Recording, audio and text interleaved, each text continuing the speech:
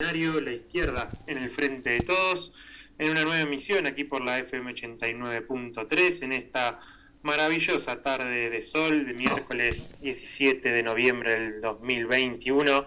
Bueno, iniciando este programa con la voz ahí de Alberto, del fin de semana abrazando los resultados electorales en el búnker. Bueno, vamos a estar un poquito repasando todo lo que dejó la jornada electoral del domingo, lo que dejó la campaña en sí y fundamentalmente las perspectivas que se abren a raíz de los resultados electorales, de estas elecciones legislativas del 14 de noviembre. Está del otro lado, como siempre, el amigo y camarada Juancito Cuenca. ¿Cómo anda, Juan? Hola Fede, ¿cómo va? Buenas tardes. Día miércoles hermoso, día de las militancias que conmemoran los compañeros peronistas, regreso de General Perón a nuestros suelos. Bueno, y día, 2 días ya post elecciones, con todo lo que se implicó, ¿no? Totalmente, totalmente. Bueno, ahora nos vamos a ir metiendo en el tema electoral. Antes que nada, déjame mandarle un abrazo a Raúl Romano, que sigue con su recuperación. Y como siempre también a Juli Pelliz, el operador aquí de Radiográfica. Un abrazo enorme por la mano que nos da desde la operación técnica. Si te parece, Juancito, dejemos las vías de comunicación para quienes quieran ponerse en contacto con nosotros. Dale. En Twitter nos encuentran como dicho y hecho RG con mayúsculas. En Instagram como dicho y hecho Radiográfica, todo junto y en minúsculas. Y en Facebook y YouTube dicho y hecho Radiográfica, pero separado y con mayúsculas. Bien, muy bien. Como decía, el fin de semana hubo elecciones. Vamos a analizar un poquito lo que dejó el saldo, ¿no? de estos comicios. Si les parece, primero vamos a escuchar algunas de las definiciones, de las principales definiciones de uno de los candidatos de aquí de la ciudad de Buenos Aires, de Leandro Santoro, y también del gobernador de la provincia de Buenos Aires, que se refirieron a los resultados de la siguiente manera. Lo que se viene es recuperar, lo que se viene es reconstruir, lo que se viene es renacer, pero no se trata solamente de crecimiento económico, tiene que ser crecimiento inclusivo, tiene que ser crecimiento con distribución. Nos dan la fuerza para enfrentar lo que haya que enfrentar, para que el crecimiento le llegue a todos y a todas. Vamos a lograr alcanzar las metas que nos propusimos, redistribuir el ingreso en la Argentina, garantizar un Estado social de derecho para todos, garantizar la movilidad social ascendente, defender el empleo, nunca pasará un ajuste en la educación. Recording in progress. Va a suceder porque el Frente de Todos queda empoderado. A partir de ahora, compañeros, el futuro depende de nosotros.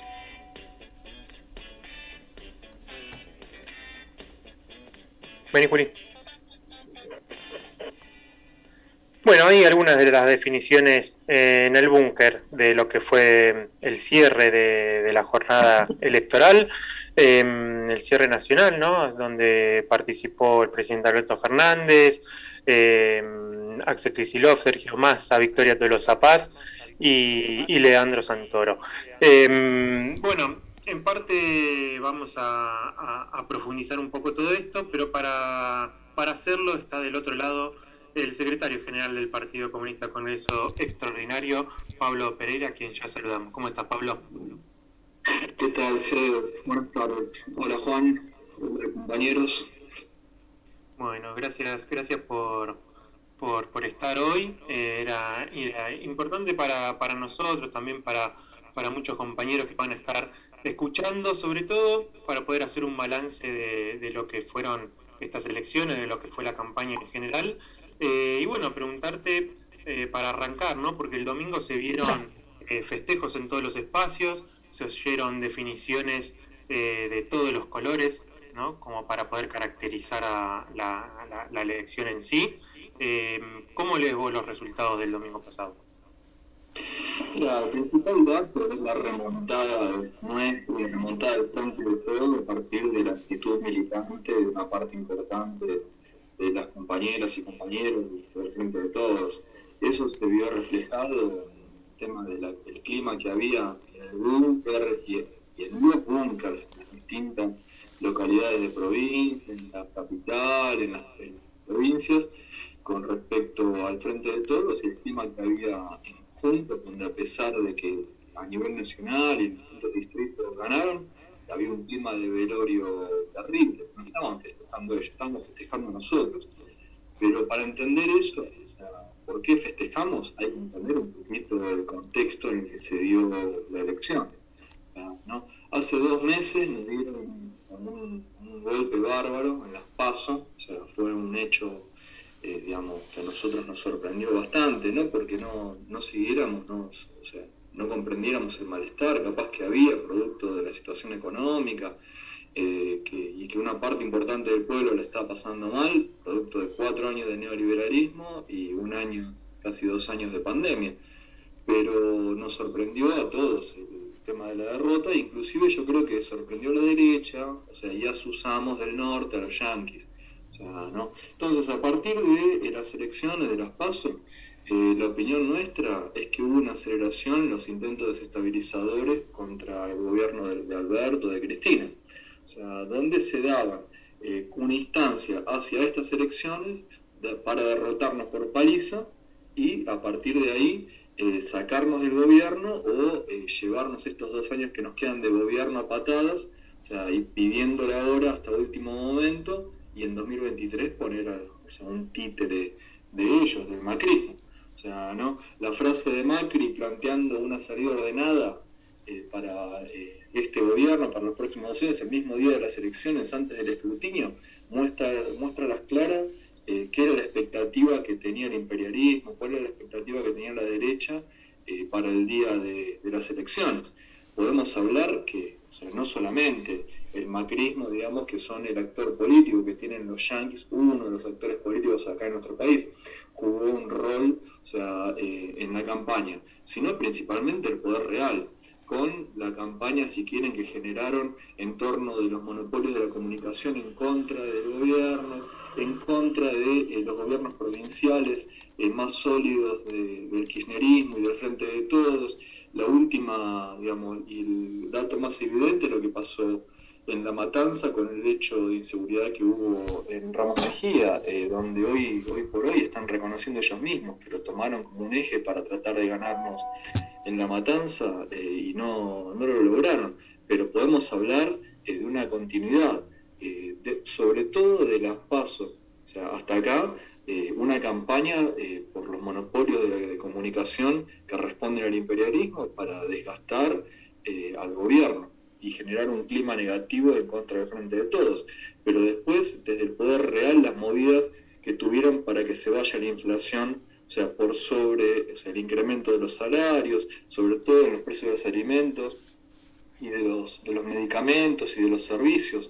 O sea, pero también el tema del intento de corrida devaluatoria que hubo también en las últimas semanas, las declaraciones del embajador de Estados Unidos, que ya lo hablamos la última vez, planteando un poco que venía acá a alinear a Argentina con, si tienen, los objetivos geopolíticos del imperialismo con respecto a China, Rusia, que tome distancia también de Cuba, de Venezuela, de Nicaragua, y planteando el tema de que el acuerdo con el fondo no había un plan del gobierno, o sea, directamente antes de asumir, planteando un plan de gobierno que iban a ir a ejecutar, a presionar en esa dirección a Alberto.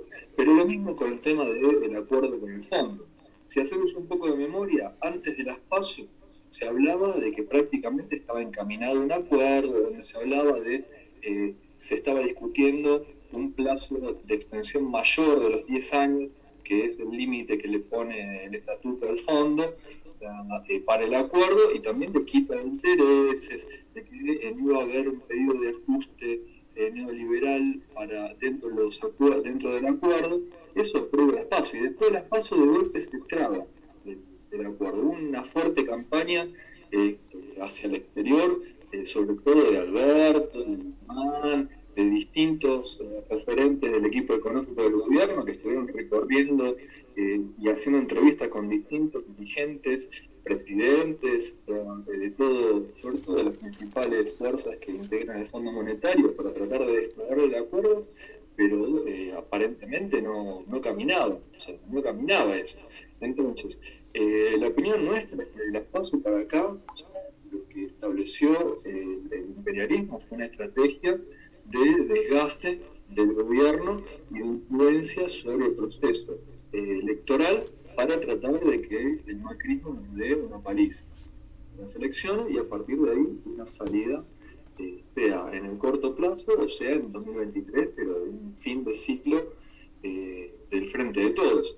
¿Cómo será esto? Que en los medios de los monopolios de comunicación principales del imperialismo, al día siguiente, o sea, se nota que ya tenían un cassette grabado, que tenían las editoriales escritas y que no se querían tomar el trabajo de volverlas a escribir ni volverlas a grabar, porque al otro día hablaban como si nos hubieran dado una paliza, que el ciclo de kirchnerismo se había terminado dentro del peronismo, que se terminaba el rol de Cristina, y no solo de Cristina, sino también de Máximo. O sea, hablaban de un fin de ciclo del Frente de Todos. O sea, un escenario, digamos, como si hubieran ganado por 20 puntos en las elecciones, cuando no fue así. O sea, no. Por eso la valoración nuestra, no porque creamos que ganamos. O sea, está claro que no, está claro que fue una derrota, está claro que el objetivo nuestro era ganar en la provincia de Buenos Aires, ganar en La Pampa, en Santa Fe, en Chubut, para mantener el quórum propio, o sea, en el Senado. Está claro que el objetivo nuestro era otro en términos nacionales, o sea, como frente de todos. Y yo creo que si hubiéramos tenido unas semanas más de campaña, probablemente una parte de estos objetivos lo podríamos haber cumplido. Ahora, también hay que valorar no solamente la remontada en provincia de Buenos Aires, o sea, donde quedamos a 1,3 puntos, sino también la recuperación de la provincia de Chaco, la recuperación en Tierra del Fuego, el mantenimiento en el resto de las provincias que ganamos, el sostenimiento de los votos nuestros en la capital federal, la levantada en Santa Fe, o sea, y después la recuperación en algunos municipios de Gran Buenos Aires, o sea, algunos con un peso simbólico muy importante para nosotros, kirchneristas, o sea, como es el caso de la recuperación en Quilmes, donde habíamos perdido por 7 puntos en las PASO, o sea, y ganamos por un poco más de un punto. O sea que recuperamos 8 puntos, o sea, en Quilmes en 2 meses. O sea, pero bueno, se recuperó San Martín, se recuperó San Fernando, Cañuelas, etcétera. O sea, entonces, ¿qué marca esto? Que a pesar de que sigue habiendo un malestar, o sea, en una parte importante del pueblo, un malestar no con el Frente de Todos en sí, o sea, sino un malestar por la situación económica en la que se está. O sea, ¿no? Lo vuelvo a repetir, porque no hay que cansarnos de repetirlo. Esto es producto de 4 años del neoliberalismo macrista y de el tiempo que tuvimos de pandemia. Pero al mismo tiempo, o sea, esta parte del pueblo que nos votó en 2019 tenía una expectativa de que nosotros íbamos a resolver la situación económica, o sea, de las mayorías en menor tiempo. O sea, en menor tiempo. Entonces esa expectativa, o sea, no se cumplió por distintos motivos. Lo podemos analizar con más precisión en otro momento, pero no lo cumplimos, esa es la realidad. Entonces había un malestar. Una parte, o sea, de estos sectores que en las PASO no nos votaron, fueron a votar, o sea, hubo 6 puntos más o menos, 5 o 6 puntos, o sea, porcentuales de votos más que en las PASO, o sea, pero otra parte o sea, no fue a votar. Siguió habiendo 5 puntos porcentuales menos de participación electoral que en las elecciones de medio término promedio. Inclusive una parte de los que fueron a votar no nos votaron a nosotros. Y ahí hubo distinta participación y distintas formas de pensar su molestia en el voto. O sea, no solamente no votando, sino también votando el trotskismo o votando a distintas variantes, o sea, de la derecha, como se vio en otros sectores. Entonces, no hay que confundirse. O sea, hicimos una remontada muy importante, lo que a nosotros nos genera, así que una expectativa de poder retomar la iniciativa y estos 2 años que viene cumplir, o sea, con, si quieren, los acuerdos que nos planteamos en la campaña electoral de 2019. Pero esa expectativa tiene plazo fijo también. Si nosotros, en este tiempo que tenemos, 2023, no avanzamos en la redistribución de la riqueza, una redistribución más profunda de la riqueza, o sea, y no resolvemos los problemas de la mayoría del pueblo, en 2023 vamos a estar en un problema muy grande, ¿no? Pablo. Entonces, sí, perdóname. No, esto que me interesa, esto que mencionaste un poco antes también, que al final los que se terminaron sintiendo derrotados fueron los de Juntos por el Cambio, si bien ganaron las elecciones. Porque, o sea, yo lo noto en el sentido de que están todo el tiempo teniendo que explicar que ganaron. O sea, a mí me da la sensación de que cuando tenés que explicar que ganaste es que, bueno, tanto no ganaste. Y lo mencionabas con respecto a esos casos de las provincias que logramos dar vuelta y que achicamos la diferencia con la provincia de Buenos Aires. Bueno, ¿y cómo se explica esta remontada que logramos dar? ¿Qué se vio desde el gobierno que incentivó, que convocó a votar? Mira, desde el gobierno, te digo la verdad, o sea, lo que escucharon ustedes, el discurso de Alberto, o sea, lo que planteó Axel, lo que se plantearon las distintas intervenciones que hubo en estos días, va en la dirección de lo que veníamos hablando hace un ratito. O sea, no, yo te puedo decir la opinión nuestra. O sea, la opinión nuestra es esto que hablábamos recién. O sea, hay una parte del pueblo que estaba molesta con nosotros porque no cumplimos las expectativas de que tenían que íbamos a resolver los problemas con la velocidad, o sea, que capaz se pensaba, pero lo que no quiere decir es que se vayan a suicidar votando al macrismo o dejando que el macrismo gane. Entonces hubo una parte de estos sectores que no nos votaron en las PASO que tampoco querían darle una bala al macrismo porque lo sufrieron al macrismo durante 4 años, se hundieron en la pobreza durante esos 4 años, o sea, ¿no? Pero, como decíamos antes, o sea, eso no es que los problemas se hayan resuelto.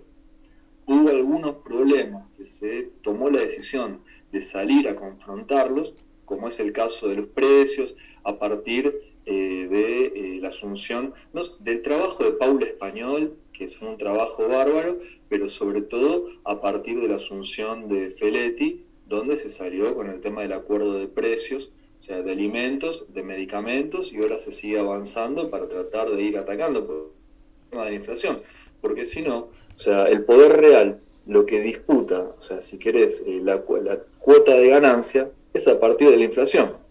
Vos podés acordar paritarias, podés inyectar, si querés, aumentar las jubilaciones, subir el salario mínimo, subir las asignaciones, pero el poder real ya se comió esa paritaria, esos aumentos, antes de que te lo den cuando te está subiendo los precios. Entonces, en definitiva, el laburante, los sectores populares no ven ningún beneficio.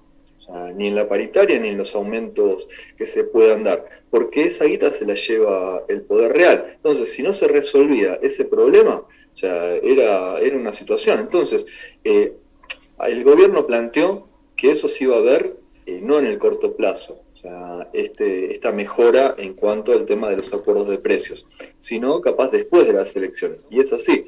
Pero yo creo que una parte del pueblo, una parte de los que nos votaron en 2019, entendieron que se estaba buscando dar la pelea.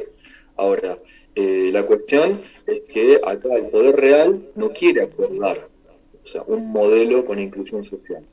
El poder real, la realidad es que quiere debilitarnos, desgastarnos, desestabilizarnos. O sea, para volver al gobierno con el macrismo en 2023. Entonces, si no confrontamos con estos sectores del poder real, desde la Embajada de Estados Unidos hasta las productoras de alimentos, el capital financiero y los sectores que pusieron a Macri en la presidencia en 2015, que nos están buscando desestabilizar ahora, si no confrontamos con esos sectores, no es que nos van a dejar tranquilamente avanzar en un proceso de mayor redistribución de la riqueza.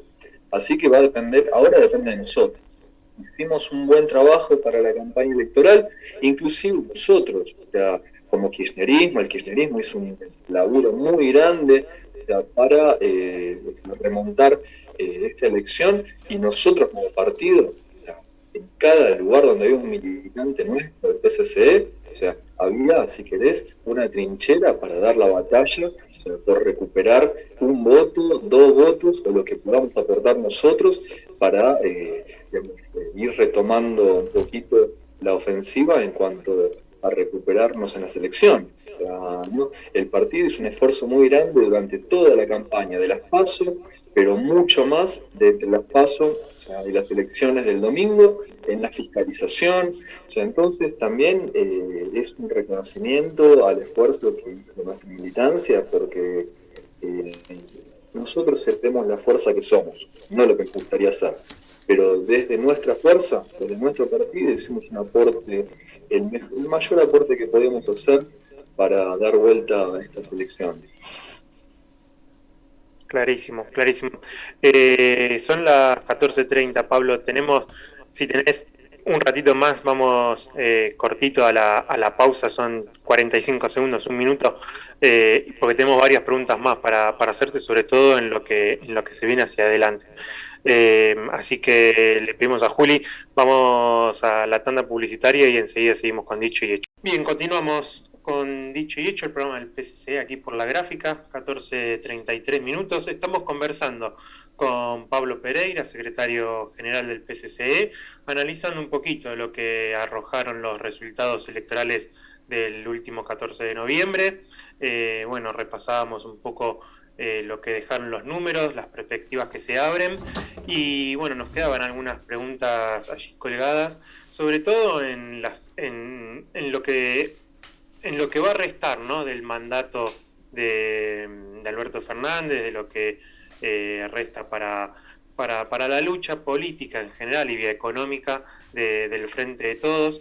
Y quería preguntarte, Pablo, en relación a alguna definición que trascendió por allí en los últimos días en torno a la posición del FMI, que pide un apoyo político y social, digamos, respecto al plan económico que tenga el gobierno de Alberto Fernández. ¿Cómo se puede leer esto, digamos, y si eso no podría leerse también de alguna forma como una garantía para terminar de pagarles, y por qué no también de poder llevar adelante alguna especie de ajuste, sobre todo pensando en que no se conocen mucho los detalles de lo que se está acordando, ¿no? Mira, primero, antes que nada, nosotros tenemos que plantearlo, porque si no parece que acá se discute solamente una parte de la visión de cómo encarar la discusión con el fondo, no nosotros, sino en la opinión pública. La opinión nuestra es que la deuda es ilegítima e impagable. Inclusive eso lo reconoció Macri, lo usaron para jugar la plata, para que se fueran los bancos. Entonces la opinión nuestra sigue siendo esa. O sea, no. Entonces, aparte de eso, la opinión nuestra es que la mayoría popular no tiene ya margen para hacer más ajustes para pagar ninguna deuda. Entonces, a partir de eso, o sea, y de lo que planteó Alberto, y lo que planteó Cristina, y lo que vienen planteando los principales dirigentes del Frente de Todos en el último tiempo, que no se va a pagar ningún acuerdo con el nombre del pueblo, es que se está dando una negociación. En esa negociación, para mí, en parte, se da lo que hablábamos antes.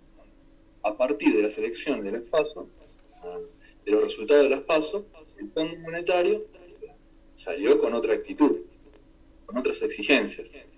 Y a partir de eso, lo que sale el gobierno, lo que salió el otro día Alberto, es a plantear que se iba a llevar al Congreso una propuesta de acuerdo que está consensuada con todos los integrantes del Frente de Todos.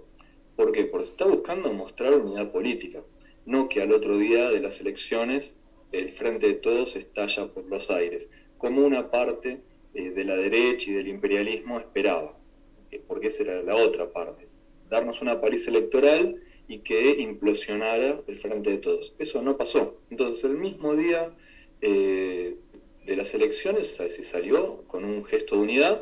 No quiere decir que no haya diferentes opiniones políticas. Hay distintas visiones de cómo salir de esta situación, pero con la claridad de que la única forma de salir de esta situación es con el Frente de Todos unido.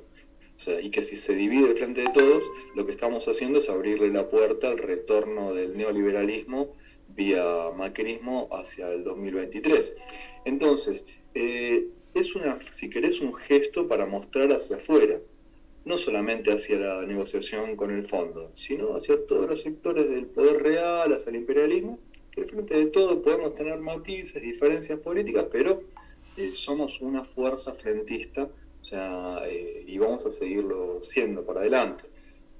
Lo que plantea Alberto con respecto a la discusión por el acuerdo y el plan económico, inclusive después lo que va a haber hoy, o sea, dentro de un rato, que es el acto que se va a hacer en Plaza de Mayo también, o sea, de todas las fuerzas del Frente de Todos para mostrar no solamente un respaldo a Alberto, un respaldo a Cristina, un respaldo al gobierno, sino también que el Frente de Todos está unido. O sea, con las opiniones que podamos tener y las diferencias que podamos tener, que eso está claro, o sea, pero que hay un marco de unidad en el que se están discutiendo esas opiniones. Juancito. Ahí está, no podía desbloquear el micrófono. Algo que creo que no podemos dejar pasar es el rol de Cristina, y el rol sobre todo de la carta de Cristina 2 días después de las PASO, que lo charlamos un poco en el programa en su momento, me acuerdo.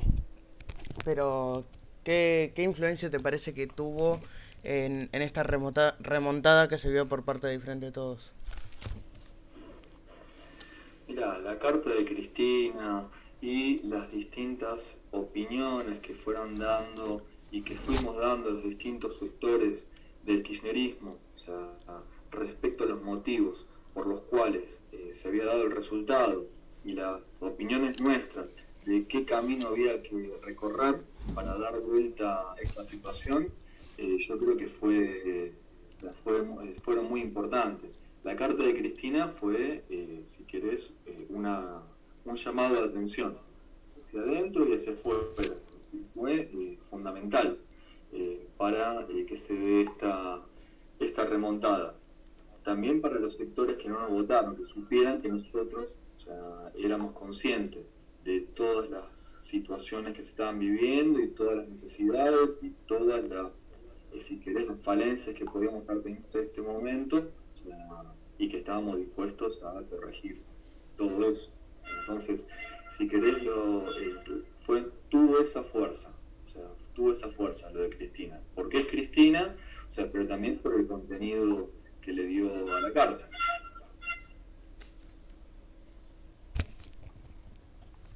Sí, está claro que, como decía Juan, que fue, como mencionás, ¿no? Que fue determinante también para adentro, sobre todo, ¿no? Para salir con otra actitud, ¿no? Por parte del gobierno a tomar decisiones un poco más firmes en ese sentido.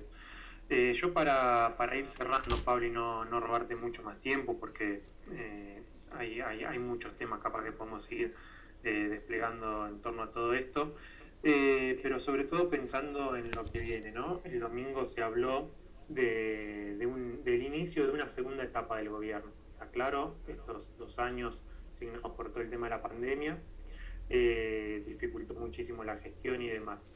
Pero ¿qué te parece o por qué te parece que va a estar marcada la etapa que viene? Ya calculo pensando en una pospandemia como se está viviendo un poquito, ¿no? Mi opinión es que tiene que estar marcada por un grado mayor de profundización en la redistribución de la riqueza a más velocidad, o sea, de la que se está dando hasta ahora, pero, o sea, porque no queda otra, no queda otra. Hay una parte importante del pueblo que es la base, o sea, militante y votante nuestra, que le está pasando muy mal, está pasando muy mal. No solamente los sectores populares que no tienen trabajo, los sectores que también tienen trabajo, o sea, inclusive sectores que tienen un trabajo y hacen changas o 2 trabajos, o sea, y no llegan a fin de mes.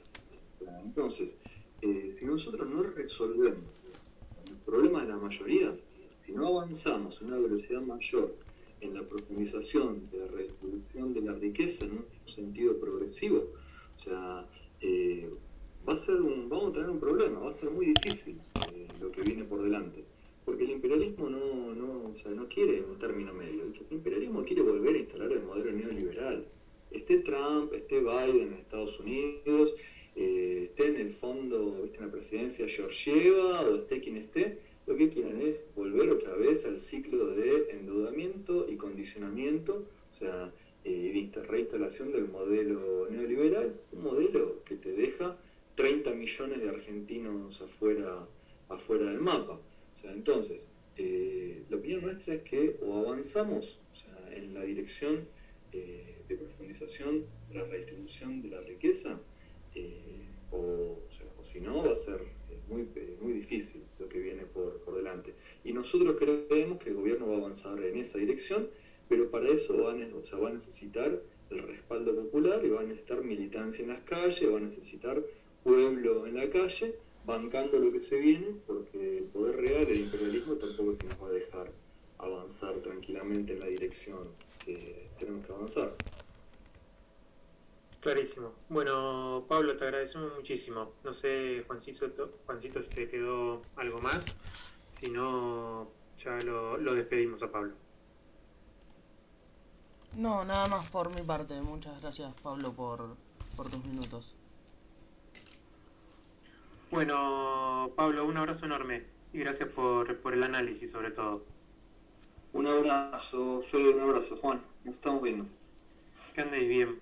Bien, ahí pasaba Pablo Pereira, secretario general del Partido Comunista Congreso Extraordinario, repasando un poquito lo que dejó el resultado electoral, las perspectivas también que se abre y fundamentalmente las luchas, ¿no?, que va a haber que emprender en esta segunda etapa que tiene por delante el Frente de Todos. Bien, ahí pasaba el querido Charly García con este temazo, raros peinados nuevos, aquí por la gráfica. Y bueno, ya empezando a redondear el programa en este día, ¿no?, de análisis de resultados electorales.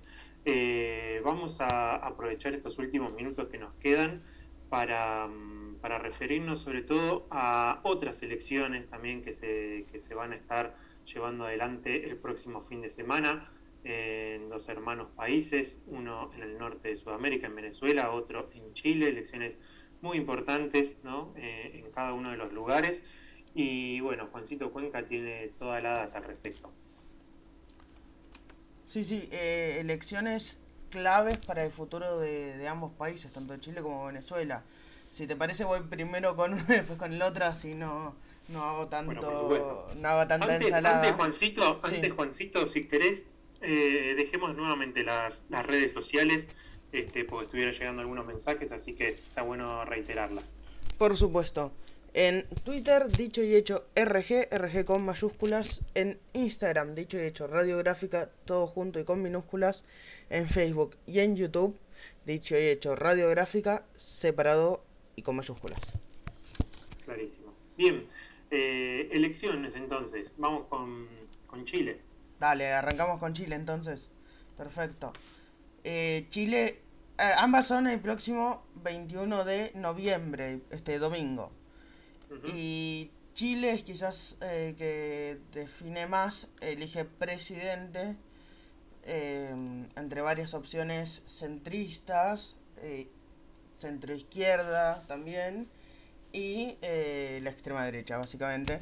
O sea, los 2 principales candidatos son Gabriel Boric, de centroizquierda, de Pacto Apruebo Dignidad, un pacto que hicieron hace 1 año y medio el Partido Comunista de Chile y el Frente Amplio, Partido Comunista obviamente de orientación comunista y Frente Amplio de centro izquierda. Y del otro lado, su principal rival, al contrario de lo que se creía en un principio de la campaña, que el principal rival iba a ser Sebastián Sichel de la UDI, el partido del presidente Piñera. Bueno, el principal rival se convirtió José Antonio Cast, reconocido pinochetista de Chile, o sea, extrema derecha, mal. Este candidato que en los últimos días estuvo haciendo algunas declaraciones, como todas las que va haciendo, que son muy polémicas y condenables, algunas de ellas, pero que dijo que de poder votar Pinochet lo elegiría a él. Sí, exactamente ese.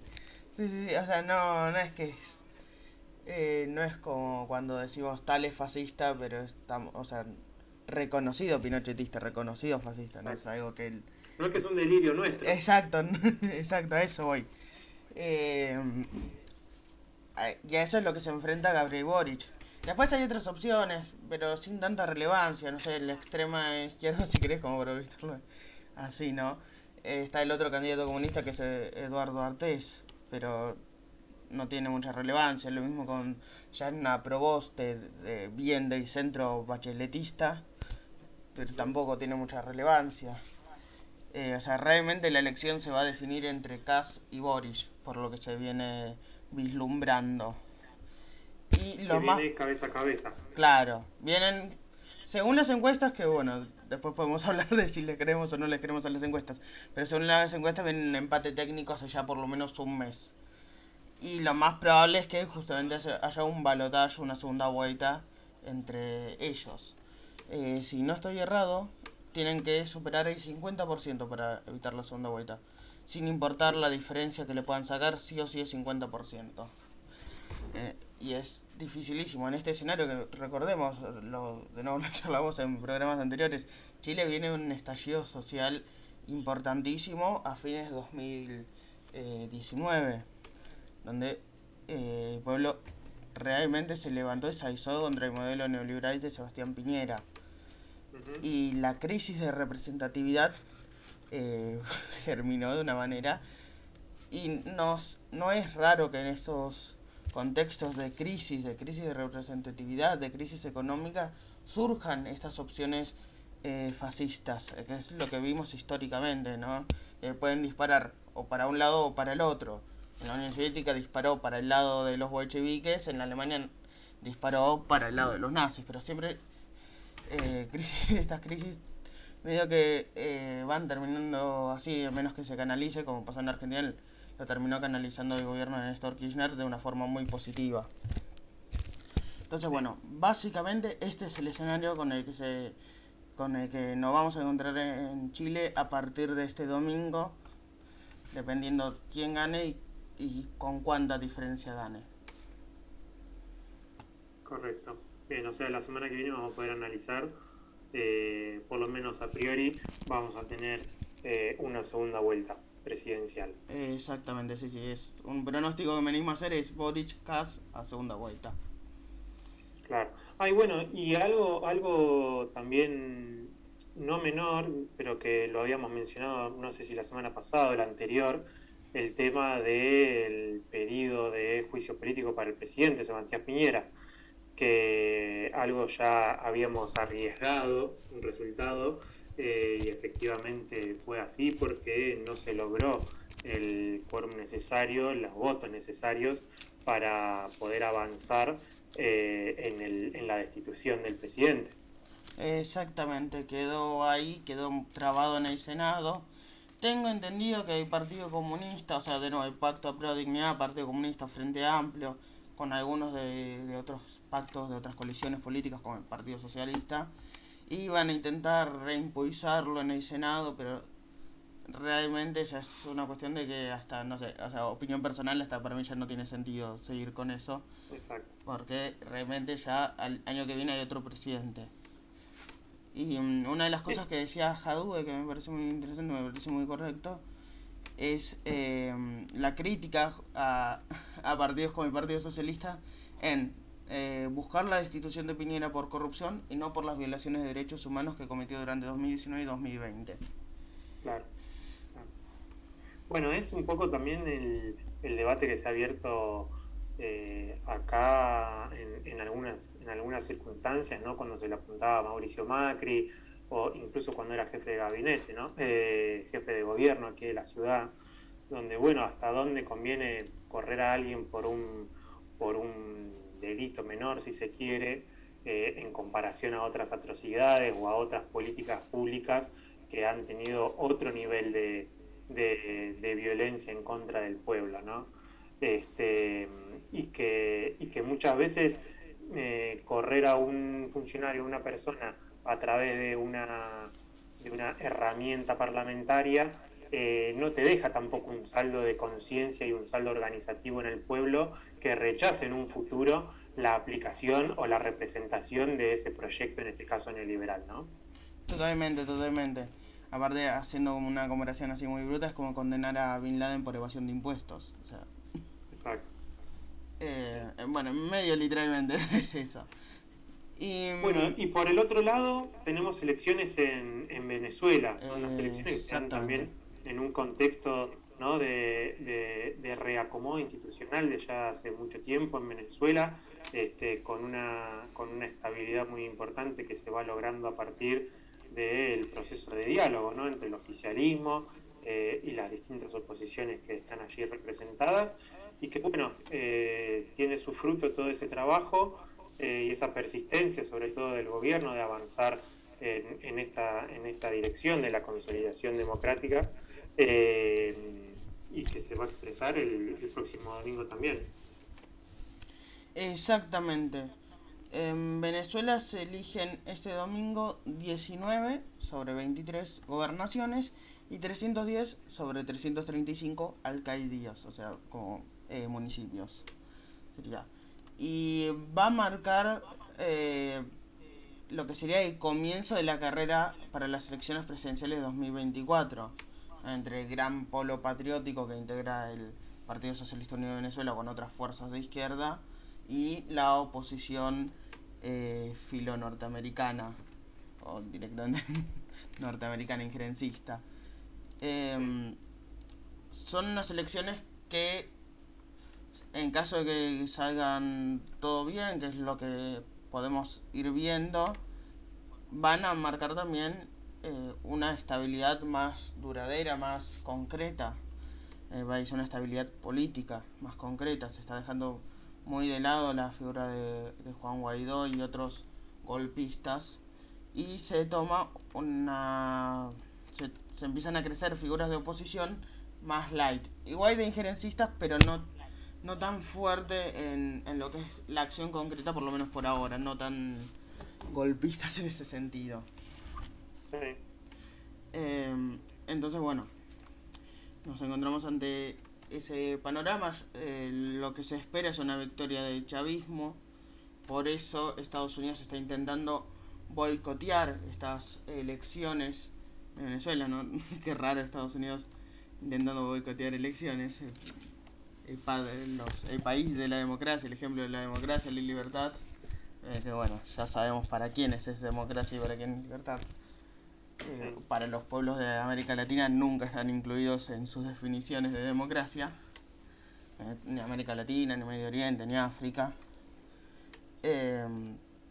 Entonces, bueno, ante ese escenario de una futura estabilidad, de una futura consolidación del gobierno revolucionario Nicolás Maduro, Estados Unidos apuesta todas sus fichas a hacer resurgir esas figuras de la oposición más violenta.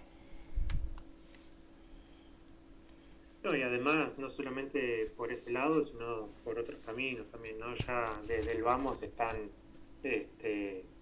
haciendo declaraciones por parte del Departamento de Estado en referencia a las elecciones que se van a venir el próximo domingo.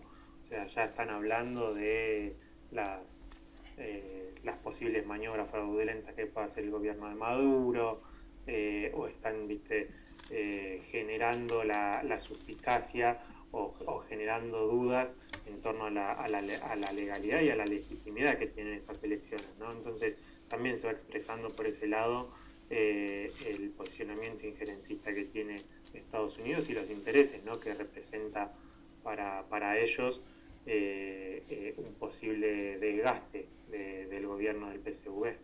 Sí, totalmente. Y es algo que si en Nicaragua ya no tenía sentido, en Venezuela aún menos. El tema de un posible fraude. Y porque incluso en Nicaragua pasó que la principal fuerza de oposición no avaló las elecciones. En Venezuela no. En Venezuela la principal fuerza de oposición es la que se está presentando elecciones contra el gobierno de Nicolás Maduro. Entonces ni siquiera tiene sentido, ni siquiera cierra por ese lado el discurso del fraude, el discurso de que son elecciones limitadas o que ya se sabe el resultado desde antes. No, lo que Sí. o sea, ni siquiera por ahí cierra el discurso injerencista norteamericano. Bien, bien. Bueno, Juancito, no sé si queda algo más importante, si no ya cerramos, estamos sobre la hora. No, solo el apoyo al pueblo venezolano, al pueblo chileno, que las fuerzas de izquierda puedan hacer una buena elección, puedan consolidarse en los respectivos países. Perfecto. Bueno, ya ahora sí vamos a ir despidiéndonos. Le vamos a mandar un abrazo grande a Raúl Romano, otro grande a Juli Pelliza, que estuvo trabajando desde los controles y la operación técnica aquí de Radiográfica. Otro para vos, Juancito. Nos vamos a estar reencontrando la semana próxima. Hasta el miércoles, Fede. Un Te mando saludo un a todos. abrazo. Mi nombre es Federico Flumini, Juan Cuenca me acompañó, esto es Dicho y Hecho, el programa del Partido Comunista Congreso Extraordinario, la izquierda en el frente de todos. Y nosotros, como decía, nos reencontramos el próximo miércoles a partir de las 14 horas con todo lo que deja el análisis y las distintas coyunturas de nuestra agenda política, económica y social aquí de la Ciudad de Buenos Aires y del país. Nos vemos, que tengan una muy buena semana.